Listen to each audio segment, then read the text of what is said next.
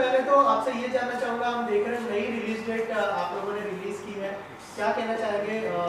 मतलब बहुत बड़ी बड़ी फिल्में तो आ ही रही हैं, लेकिन क्या उस बीच स्क्रीन मिलने का भी कुछ प्रॉब्लम था या फिर क्यों डेट चेंज करनी पड़ी, उसके बारे में कुछ बताइए। हाँ सही है, स्क्रीन मिलने का ही थोड़ा प्रॉब्लम था। मतलब जो एक्सपेक्टेशन था उससे 30 to 40% ही स्क्रीन मिल रहे थे। और जैसे हमने ऑल ओवर इंडिया देखा कि ट्रेलर देखकर या सॉन्ग्स देखकर बहुत ही बढ़िया रिस्पांस मिल रहा था जो एक्सपेक्टेड था। तो लोग देखना चाहते हैं और उनके बाजू में अगर स्क्रीन अवेलेबल नहीं नज़दीकी थिएटर में तो फिर रिलीज़ करके बहुत सारा अपना ये वेस्ट हो जाएगा, इसलिए हमने 3 तारीख डिसाइड की। सर जब रिलीज डेट चेंज होती है बहुत सारी चीज़ें चेंज हो जाती है, प्रमोशन के चीज़ें चेंज हो जाती है, मार्केटिंग की चीज़ें चेंज हो जाती है, फिल्म को थोड़ा नुकसान भी होता है क्योंकि डिले हो रही है। तो उसके बारे में मैं प्रोड्यूसर सर से जानना चाहूँगा। सर थोड़ा सा बताइए कि कैसे देखते हैं डेट चेंज को एज अ प्रोड्यूसर? नहीं, डेट चेंज को हम पॉजिटिव देखते हैं क्योंकि खाने का न्योता तो सबको दिया था। जहाँ जहाँ हम घूमे हैं, लखनऊ, दिल्ली, इंदौर, पुणे, लेकिन परोसने के लिए थाली नहीं थी हमारे पास, इसीलिए थोड़ा डेट चेंज करना हुआ। और आपको पता है अगर ऊंची छलांग लगाना हो तो एक स्टेप पीछे जाना बहुत बढ़िया है, वही हमने किया। उनके एक्टर्स से जानना चाहूँगा कि आप लोग सिटी टूर करके आए हो अलग अलग जगह पे, किस तरह का रिस्पांस मिला है आप लोगों को, और अगर आप अपने अपने किरदार के बारे में थोड़ा सा शेयर करना चाहें हमारे ऑडियंस के साथ। रिस्पांस तो बहुत पॉजिटिव रहा है और जितना हम घूमे हैं दिल्ली, लखनऊ, चंडीगढ़, नागपुर, पुणे, सब जगह पे नॉट ओनली जर्नलिस्ट बट जिन ऑडियंसेस जो मिलने आए हमें ट्रेलर देखकर और गाने देखकर उनका बहुत अच्छा रिस्पांस रहा है। They are eagerly waiting for the film और काफ़ी समय बाद ऐसी फिल्म आ रही है जो सारी फैमिली मिलकर देख सकती है और because of the engagement factor जो है उसमें। बाकी रिगार्डिंग माई कैरेक्टर, मैं इसमें श्रीकांत का कैरेक्टर करो जो एक मेंटल डिसऑर्डर जिसे होता है, पेशेंट है, ऑब्सेसिव कंपल्सिव डिसऑर्डर और ADHD के ट्रेड्स है उसके बिहेवियर में, and how his relationship suffers and then story goes into mysterious zone. इसकी कहानी है, बड़ा इंटरेस्टिंग है कैरेक्टर। बाकी स्टोरी के साथ बड़ा मजा आएगा आपको देखने में। इसका टाइटल आपने इंग्लिश में क्यों हिंदी भी रख सकते थे, सही बात है, लेकिन द रैबिट हाउस ये जो है एक्चुअल प्लेस है हिमाचल प्रदेश में जिसका नाम द रैबिट हाउस है, और वो जैसा है वैसा हमने लिया है और बहुत सारी हिंदी फिल्मों के नाम आजकल क्या पहले से ही इंग्लिश में होते, ऐसा कुछ नहीं। और लैंग्वेज पहले भी ये फिल्म है ना आधी मराठी में आधी हिंदी में होने वाली थी, तो लैंग्वेज सेकेंडरी थिंग थी पहले से ही, जो हम जिस भाषा में बोलते हैं, कभी कभी इंग्लिश वर्ड्स भी आते हैं ना मुंह में, तो बस ये सोच कर आगे बढ़ रहे थे। सर अगर किरदार के बारे में बताएं क्योंकि मेरा सवाल अधूरा रह गया। मैं इसमें द रैबिट हाउस जो ओनर है विक्की भाई, वो कैरेक्टर प्ले कर रहा हूँ। और मतलब वो हिमाचल का ही रहने वाला है और भोला वाला कैरेक्टर है, बहुत प्यारा सा, और जो अपने परिवार के लिए जीता है और एक आर्टिस्ट भी है, कार्विंग का काम करता है। और गेस्ट हाउस शुरू किया है, वहाँ पे लोग आते हैं, उसका मकसद है कि उन लोगों को खुश करे, वो पूरा खुश होके जाएं और पूरे हिमाचल की और उसकी वादियों की उनकी तारीफ़ करें, और ताकि और भी लोग आएँ। इसी बीच में जो छोटा सा एक हादसा जो वहाँ हो जाता है और उस हादसे को किसी भी तरह से वो अवॉइड करने की कोशिश करता है ताकि फैमिली को प्रोटेक्ट करे, क्योंकि हर कैरेक्टर में, हर इंसान में जो एक एनिमल क्वालिटी होती है, तो उसी तरह से विक्की भाई में भी एक एनिमल क्वालिटी बोल सकते हैं। तो जैसे उन्होंने नाम रखा है द रैबिट हाउस, तो ये उन्होंने खुद ही नाम रखा है, वो घर भी उस तरह से ही बनाया हुआ है। तो जैसे रैबिट का भी एक रहता है कि छोटे छोटे होल बना के अपनी फैमिली को प्रोटेक्ट करना, तो उस सिचुएशन में शायद वो वाली क्वालिटी विक्की भाई की बाहर आती है। और जितनी भी प्रॉब्लम्स होती हैं, चाहे वो पुलिस को इन्वॉल्व नहीं करना है या बाकी लोगों को इन्वॉल्व नहीं करना है, उन सब लोगों को दूर करके सिर्फ अपनी फैमिली को प्रोटेक्ट करने की पूरी कोशिश करता है और काफ़ी हद तक सक्सेसफुल होता है। जो कैरेक्टर है, कैसा रिस्पांस रहा? आप लोग अलग अलग सिटीज़ में घूमे, तो एज ए एक्टर आपको किस तरह का रिस्पांस मिला है लोगों से, अगर किरदार के बारे में पता चलता है? यस, नमस्कार। मेरे किरदार का नाम है कोमल, तो उसके नाम की तरह ही कोमल सा कैरेक्टर है और प्यार से भरा हुआ है। मतलब ऐसा कह सकते हैं कि ये कैरेक्टर हर उस इंसान को रिप्रेजेंट करता है जो खुद की लड़ाई लड़ रहा है किसी दबाव से बाहर आने के लिए, खुद की ताकत को पहचानने के लिए। तो ऐसा अगर इंसान रैबिट हाउस में आ जाए और उसके साथ ये जो कैरेक्टर्स हैं उनके साथ उनका रिलेशनशिप कैसा होगा, ये इस फिल्म में दिखाया गया है। और आज तक ट्रेलर और 3 गाने रिलीज़ हुए हैं। ऑडियंसेस के साथ मतलब पर्सनल इंटरेक्शंस करने का भी चांस मिला जब हम सिटी टूर कर रहे थे, और उनकी आंखों में जो अफेक्शन दिख रहा था कैरेक्टर के प्रति, या फिर वो म्यूज़िक या फिर वो स्टोरी की क्यूरोसिटी जो उनकी आंखों में नज़र आ रही थी, वो मेरे लिए हाईलाइट था। बहुत मज़ा आया। वो सर आपसे जानना चाहूँगा, 21 इंटरनेशनल अवार्ड्स मिले हैं इसको, तो एज अ डायरेक्टर क्या कॉन्फिडेंस मिलता है थोड़ा कि थिएट्रिकल अगर आएगी तो लोग पसंद करेंगे फिल्म को? ज़रूर क्योंकि अवार्ड्स, ये तो एक बात है कि चलो अवार्ड्स के लिए जूरीज होते हैं, क्रिटिक्स होते हैं, वो देखते हैं, सराहना करते हैं, फिर अवार्ड मिलता है। दूसरी साइड ये है कि फेस्टिवल्स में जहाँ जहाँ फिल्म गई तो सामने जो ऑडियंस था वो तो कॉमन ऑडियंस था, तो उनका रिस्पॉन्स ही इतना बढ़िया था कि वहीं पर कॉन्फिडेंस बढ़ गया था, खाली अवार्ड से नहीं, ऑडियंस के रिस्पॉन्स से। सर एज अ डायरेक्टर कैसा एक्सपीरियंस रहा पूरी फिल्म करने का, और अगर बताएं कि क्या क्या चैलेंजेस आपको फेस करने पड़े as a director? Yes, as a director experience तो मतलब अगर हम कुछ एक्सप्रेस करना चाहते हैं और एक्सप्रेस करने का मौका मिलता है तो हम खाली हो जाते हैं ना, तो उस तरीके का ये एक्सपीरियंस था, ये पूरी जर्नी थी। चैलेंजेस तो थे ऑफकोर्स, क्योंकि हम जहाँ पर शूट कर रहे थे ये बहुत ही अनटच लोकेशन है, जहाँ पर ज़्यादा लोग आते जाते नहीं, रोड्स नहीं है अच्छे, क्योंकि वहाँ पर ज़्यादा व्हीकल्स ही नहीं है तो रोड अच्छे क्यों बनेंगे। तो और हमने जो लोकेशन वहाँ पर ढूंढे थे वहाँ पर ट्रैक करके जाना पड़ता था, तो फिर कभी कभी लैंडस्लाइडिंग होता था, जो क्लाइमेट हमने एक्सपेक्ट किया था वो तो वहाँ पर नहीं था। अप्रैल मई में बर्फ़ गिर रहा था, बारिश आ रही थी, सब कुछ प्रतिकूल दिख रहा था, लेकिन ये सब चैलेंजेस देखते हुए हमने ओवरकम करके अच्छे से काम किया और हुआ। सर एज ए डायरेक्टर थोड़ा सा ये भी जानना चाहूँगा कि जैसे आपने कहा कि स्क्रीन्स नहीं मिल रही थी, बड़ी बड़ी फिल्में आ रही हैं, पुष्पा 2 की बात करें, अभी बेबी जॉन भी रिलीज होने वाली है, तो मतलब जो नई फिल्में हैं या फिर नए कलाकार हैं उनको थोड़ा सा डिफिकल्टीज होती है सस्टेन करने के लिए?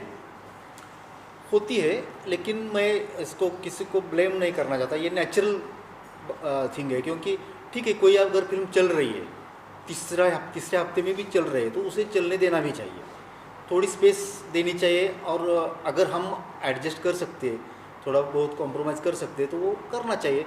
और उसका एडवांटेज भी है, चलो 10-12 दिन हमें एक्स्ट्रा मिले, 15 दिन, उसमें हम और ज़्यादा लोगों तक पहुंच सकते हैं ना, ये भी पॉजिटिव थिंग है। सर लेकिन बड़ी छोटी फिल्में ही नहीं, अभी जैसे पुष्पा 2 और बेबी जॉन का जो स्क्रीन्स था उसके रिलेटेड भी कुछ इश्यूज चल रहे थे कि बेबी जॉन को कहा गया कि पुष्पा 2 को जितने स्क्रीन्स हैं उतने बेबी जॉन को भी स्क्रीन्स मिले, तो हम लोग पुष्पा 2 निकाल देंगे, अनिल खड़ानी के film was distributing the film.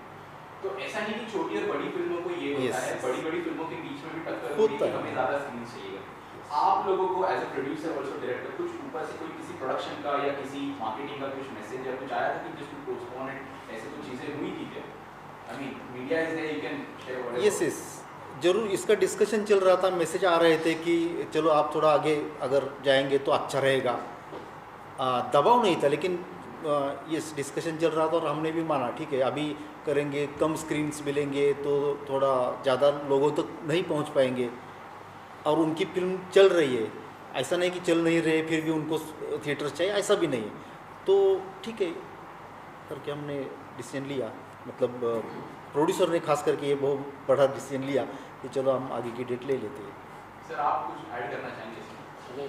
जैसा कि पहले भी बात की है कि जहाँ हमने सिटी टूर तक पहुँचे, लोगों का रिस्पांस बहुत बढ़िया था, और वो रिस्पांस देख के छोटे जो कम स्क्रीन मिलने वाले हैं उसमें एडजस्ट करना वो सही नहीं था, इसलिए हमने थोड़ा आगे जाने की सोचा, आगे की डेट सोची, और उससे क्या हुआ कि हमको जैसा भी अभी बताया है कि हमको और थोड़ा टाइम मिला, और थोड़ा प्रमोशन के लिए टाइम मिला, ताकि ज़्यादा लोगों के पास हम पहुँच सकें। Congratulations, sir, for winning 21 international awards. The question is, the theme is OCD. So this is a mental concept. So have you consulted any doctor? So it will be proper, like people can relate to it. Yes मैं काफ़ी psychiatrist से मिला हूँ because ये subject ऐसा था, ये character ऐसा था कि आप ऐसी लाइटली प्रेजेंट नहीं कर सकते. हमने ऑब्वियस वे से शो नहीं किया कि he is the patient of this, but then क्योंकि समाज में बहुत से लोग ऐसे होते हैं जिन्हें पता ही नहीं उन्हें मेंटल डिसऑर्डर है. We just focused on how relationship gets affected. But हाँ, प्रिपरेशन में जब हमारे वर्कशॉप्स हो रहे थे तो I met lot of psychiatrist. मैंने काफ़ी पेशेंट्स का बिहेवियर ऑब्जर्व किया था, मैनरिज्म स्टडी किया, उसको हमारे सीन्स के साथ जोड़ा गया, how to present it efficiently. तो आई थिंक काफ़ी हद तक हम सक्सेसफुल रहे क्योंकि कुछ डॉक्टर्स को भी हमने फिल्म दिखाई थी. They were very happy to see the patient, the way my character got develop. They were very happy that बड़ा एप्ट है, मतलब परफेक्शन के करीब है जिस तरह से पेशेंट्स होते हैं ऐसे. Did you read any book for that, preparing for the role? I have been studying obsessive compulsive disorder and ADHD since long. After signing the film, I have been studying it. तो और mainly guidance psychiatrist का रहा है. Sir ये the rapid house जो है ये है क्या चीज़, इसके बारे में थोड़ा सा रिवील करिए. मतलब आप बोल रहे हैं कि अगर किसी ने देखा भी नहीं है, रिव्यू भी हुआ, तो ये क्या है द रैपिड हाउस? नहीं, किसी ने देखी नहीं ऐसा नहीं है. रैबिट हाउस नाम का होम स्टे है हिमाचल प्रदेश में, जहाँ लोग जाते हैं, रहते हैं. ये 120 साल पुराना घर है. उसमें 16-17 रूम्स है जो इंटरकनेक्टेड है. जैसे नाम है रैबिट हाउस, तो रैबिट होल जैसे रहता है वैसा है. तो कभी कभी हम फंस जाते हैं कि एंट्री तो यहाँ से ली, एग्ज़िट कहाँ से ले. एग्ज़िट का दरवाज़ा कभी कभी नहीं मिल पाता. तो ये मन की सिचुएशन भी हो जाती है. कभी कभी किसी सिचुएशन में हम अटक जाते हैं तो यहाँ से कैसे बाहर निकले. तो मन की सिचुएशन रैबिट हाउस जैसी हो जाती है सिम्बॉलिकली अगर देखा जाए तो. इसके म्यूज़िक के बारे में बात करें, कैसा साउंड? यस, इसका म्यूज़िक पद्मनाभ ने किया है और पद्मनाभ ने एक अच्छा लीड कैरेक्टर भी प्ले किया है इसमें, मोहित का. म्यूज़िक आप अगर सुनेंगे तो बहुत ही अलग तरीके का बना है क्योंकि उसमें हिमाचली फोक आया है. 2 हिमाचली फोक सॉन्ग है, कुलवी नाटी है, और बाकी जो हिंदी गाने उसमें भी थोड़ा हिमाचली फ्लेवर आया है. तो बहुत दिनों के बाद आपको एक अलग टाइप का म्यूज़िक सुनने को मिल सकता है, जिसमें एक गाना तो पापन ने गाया, बहुत ही बढ़िया गाया. पापन तो बहुत बड़े सिंगर है, तो उन्होंने गाया भी उसी लेवल से. और बैकग्राउंड म्यूज़िक जो है बहुत इम्पैक्ट करता है. फेस्टिवल्स में क्रिटिक्स ने उसकी सराहना की है कि बैकग्राउंड म्यूज़िक बहुत ही इम्पैक्ट ला रहा है ऐसा करके. तो यस, जैसे आपने बताया कि अलग-अलग लोकेशन में शूट हुआ है, तो जो स्क्रिप्ट लिखी गई थी वो पहले उसकी सोच के लिखी थी या बाद में डिसाइड? हाँ, इसकी स्टोरी इंटरेस्टिंग है कि हमारे डीओपी ने पहले लोकेशन देखा था, मैंने नहीं देखा था. तो उसने आकर बताया कि एक ऐसा यूनिक लोकेशन है, अलग है, वहाँ पर ज़्यादा कोई जाता नहीं, तो अगर हम कुछ वहाँ कर सकते हैं तो उसने जो रैबिट हाउस का वर्णन किया तो उसमें स्टोरी आकार लेते गई. तो मैंने लिखी, पूरा स्क्रीन प्ले लिखा. फिर सर बोले कि चलो हम एक बार जाके आते हैं, अभी रेकी करके आते हैं, जैसे लिखा है वैसा सचमुच में है, विजिबल है नहीं है वो तो देखना चाहिए. तो फिर हम गए तो ऑलमोस्ट 95% परफेक्ट था. 5% प्लस माइनस करना पड़ा. रैबिट हाउस में भी थोड़े चेंजेस हमने किए आर्ट डायरेक्शन में, तो एक 5% चेंजेस करने पड़े, बाकी तो एकदम 95% ओके थी स्टोरी. तो ये रैबिट हाउस के साथ आपने ये ओसीडी की मर्ज किया है, बहुत बढ़िया कंसेप्ट आप लेकर आए हो. Yes. तो ये जो ओसीडी आपके माइंड में आया कि इसको हम लोग प्रेजेंट करना चाहते हैं, इसके पीछे कोई कहानी है, कोई ऐसा रीज़न है क्या, सीन क्या था कि हम इसको रैबिट हाउस में और ओसीडी को मर्ज करके बहुत बढ़िया फिल्म बनाए, जैसे कि अभी ट्रेलर से लग रहा है? यस, नहीं ऐसा मर्ज करने का कुछ प्लान करके किया ऐसा नहीं. एक तो रैबिट हाउस पहले था, तो रैबिट हाउस में किस टाइप के लोग आएंगे तो आगे कहानी बन सकती है, अच्छा ड्रामा बन सकता है, ये पहला थॉट था. तो फिर कैरेक्टर्स आए, फिर ओसीडी वगैरह उसको नाम बाद में आए. पहले कैरेक्टराइजेशन हुआ कि एक लोग होते हैं कि चलो उनको हर चीज़ परफेक्ट चाहिए होती है, तो उनका बैलेंस एक साइड में गया होता है जिसको हम मानसिक बीमारी कहते हैं. तो उससे अगर फिर अमित ने ज़्यादा रिसर्च किया कि चलो ये ओसीडी किस टाइप का है, क्या है इसमें, कौन से ट्रेड से, तो अमित ने इस पर बहुत सारा स्टडी किया. इस तरीके से कैरेक्टर्स आते गए। और तो ये OCD जो है उसका आप मैसेज पब्लिक को देने का कुछ प्रयास कर रहे हो कि लोगों को अवेयरनेस हो कि ऐसी चीज़ होती है और इसके बारे में कुछ और अवेयरनेस दिया कि हम उसको हैंडल कैसे करें और इसको क्योर कुछ है क्या? तो ये ऐसे नहीं कोई मैसेज? नहीं, इस पर कोई भी भाष्य हमने ऐसा नहीं किया है। जस्ट कैरेक्टर्स के लिए वो कैरेक्टराइजेशन के लिए इस्तेमाल किया है, कहानी सामने रखी है। हाँ, ऑडियंस के लिए ये हो सकता है कि हम खुद को किस कैरेक्टर में देख रहे हैं और हम किस तरीके से रिएक्ट होते हैं। अभी ऐसे देखा जाए तो सभी कैरेक्टर्स है ये मेरे अंदर भी है, मतलब जो कैरेक्टर मैंने लिखे तो कहीं कहीं मुझे ये श्रीकांत का कैरेक्टर भी मेरे अंदर है। कभी कभी सॉफ्टली रिएक्ट होता है लेकिन होता है। कोमल का कैरेक्टर भी मेरे अंदर है, मोहित का भी है। तो ऑडियंस भी उसी तरीके से खुद को फाइंड आउट करेगी कैरेक्टर्स में कि अरे ये मेरा कैरेक्टर है, मुझे ऐसा रिएक्ट नहीं होना चाहिए, ये हो सकता है। तो जब बात करते हैं श्रीकांत की तो आपने कुछ जो रिसर्च की आपने काफ़ी मेहनत की उसके ऊपर, जैसे बता था उसमें आपको क्या क्या समझ में आया कि मुझे क्या होना चाहिए, उसके ऊपर आपने फिर कैसे आपने उसके बारे में? एक तो बिहेवियर काफ़ी वियर्ड होता है, अनप्रेडिक्टेबल होता है, और गुस्सा आता है बड़ा इरेशनल होता है। जैसे नॉर्मल इंसान रैशनल गुस्सा आता है, उसे कुछ चीज़ उसके हिसाब से नहीं होती है, तो ऐसे कैरेक्टर्स का बिहेवियर काफ़ी रैशनल होता है। सामने वाला हमेशा विक्टिम ही बनता है इसमें, तो उसका he is not able to find out कि क्या रिएक्ट कर रहा है बंदा, सामने वाला मेरा पार्टनर क्या सोच रहा है, तो हमेशा डिलेमा में रहेगा। और जैसे सर ने कहा कि ज़बरदस्ती मैसेज देने की कोशिश नहीं की है। पीपल विल, हमारी ऑडियंस लकीली इतनी सेंसिबल हो गई है आज की, आपको स्पून फीडिंग करने की ज़रूरत नहीं है। दे कैन अंडरस्टैंड देमसेल्फ कि भाई क्या लेना है क्या नहीं लेना है। And I think as a high time हम ऐसा सब्जेक्ट एक्सप्लोर करें। ऑडियंस को जब आपने ये प्रेजेंट किया, आपने बहुत सारे शहर, कितने शहर आप घूमे थे और कितने लोगों से आपने अप्रॉक्सीमेटली इंटरेक्ट किया था? हाँ, हम 100-200 नहीं ज़्यादा ही, ज़्यादा, हाँ, क्योंकि फेस्टिवल्स में भी बहुत एक फेस्टिवल में 400-500 लोगों से इंटरेक्शन होता था। तो इतने लोगों से जब आपने इंटरेक्ट किया हाँ। तो हर आदमी इस पिक्चर को थोड़ा थोड़ा अलग अलग तरीके से दिखता होगा, उससे आपको भी कुछ समझ में आता होगा। कोई ऐसा इंसिडेंट, कोई ऐसी बात आप बता सकते हैं कि आपको ऑडियंस किस तरीके से इसको देखती है?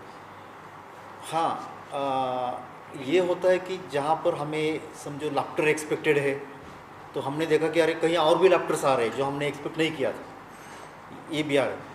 कहीं कहीं जगह पर तालियां भी आती है जो एक्सपेक्टेड नहीं थी। तालियां बजाने ऐसा कुछ है या इस सीन में ऐसा नहीं लग रहा था, लेकिन लोग तालियां बजाते हैं, ये तो हमने देखा है, एक्सपीरियंस किया है। मैम, आप कुछ बता सकते हैं कि लोग आपको उसमें किस तरीके से देखते हैं और कैसा लगता था जब लोग आपको अलग अलग तरीके से देखते हैं? कोई किस तरीके से इंटरप्रेट करता है पिक्चर को, कुछ और लगता है?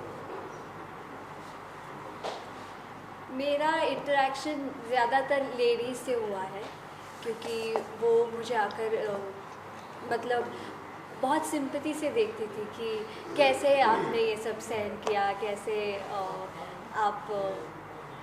आप ऐसी कैसे रह पाई उस इंसान के साथ रैबिट हाउस में। तो ये प्यारा था बहुत, और वो कनेक्ट कर पाई खुद को उस कैरेक्टर से, वो बड़ी बात थी।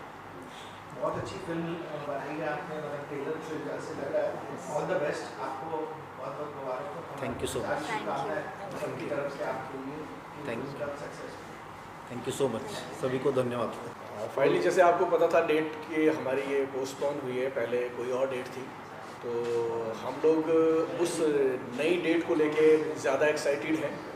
और ये हमारे कंधों पे एक भार आ गया है कि 2025 जो है अच्छी फिल्मों से शुरुआत होगी, और ये हम आपको विश्वास दिलाते हैं कि सही मायने में नए वर्ष की ये एक अच्छी शुरुआत होगी और एक अच्छी फिल्म लेकर आ रहे हैं हम लोग, और आप लोग ज़रूर देखें और इसका आप भागीदार बनें। ये 3 तारीख को, 3 जनवरी को रिलीज़ होगी सभी थिएटर्स में। जैसे कि आप जानते हो 3 जैन को हमारी फिल्म रिलीज़ हो रही है द रैबिट हाउस, जिसका टैगलाइन है हम राज नहीं हमराज है। तो मैं ऑडियंस से ही अपील करता हूँ कि आइए थिएटर में और आप भी हमराज बनिए और एंजॉय कीजिए फिल्म को। यस, बहुत बार ऐसा होता है कि कमर्शियल फिल्म जो ऑडियंस देखने के लिए जाती है, तो कमर्शियल फिल्म बनाते हुए सोचा जाता है कि लोगों को क्या चाहिए, इस फिल्म से ये अच्छा लगा था, उस फिल्म में ये अच्छा लगा था, फिर एक नई कमर्शियल फिल्म बनती है। तो इस टाइप की ये फिल्म नहीं है, ये कमर्शियल है लेकिन ओरिजिनल है, ओरिजिनल कुछ देने की कोशिश की है और विजुअली बहुत अच्छी है। साउंड वाइज भी बहुत साउंड डिज़ाइनिंग का काम इसमें संकेत दोटकर डिज़ाइनर है, तो उसने बहुत बढ़िया काम किया है। तो ज़रूर ये फिल्म थिएटर में जाके देखनी चाहिए। तो हम हिमाचल प्रदेश का, वहाँ के कल्चर का, रैबिट हाउस का एक्सपीरियंस ले सकते हैं। तो 3 जनवरी को ज़रूर थिएटर में जाके ये फिल्म देखिए, द रैबिट हाउस। 3 जनवरी 2025 को द रैबिट हाउस हमारी हिंदी फीचर फिल्म रिलीज़ हो रही है। इस फिल्म में जो एक कॉन्सेप्ट है जिस पर आजकल कम कंटेंट बनता है, जो हर एक इंसान के बारे में बात करे जो अपनी स्ट्रेंथ को पहचानना चाह रहा है, और इस कॉन्सेप्ट को एक एंटरटेनमेंट वे में प्रेजेंट करना जिसमें मल्टी जॉनर्स आपको एक्सपीरियंस करने मिलेंगे। Thrill, comedy, romance, drama, dance, music, सब कुछ आपको थिएटर्स में एक्सपीरियंस करने मिलेगा ऑडियो विजुअल ट्रीट के साथ। दोनों भी प्रोड्यूसर है। कंटेंट वाइज फिल्म बहुत बढ़िया बनी है, हमारे सभी कलाकारों ने बहुत अच्छा काम किया है। नए साल में लोगों को मनोरंजन और सस्पेंस, थ्रिलर और सब मसाला मिलेगा लोगों को। 3 तारीख को थिएटर में जाके देखिए, मैं आह्वान करता हूँ। और हमारी फिल्म की टैगलाइन है, हम राज नहीं, हम राज है। सर फोटो में देख लीजिए, फोटो में कैसे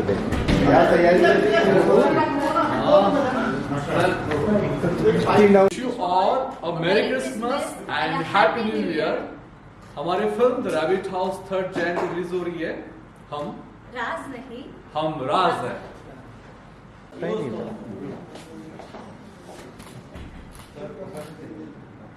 Yes sir, look here. Santa. Okay. Thank you. Merry Christmas to all of you and Happy New Year 2025।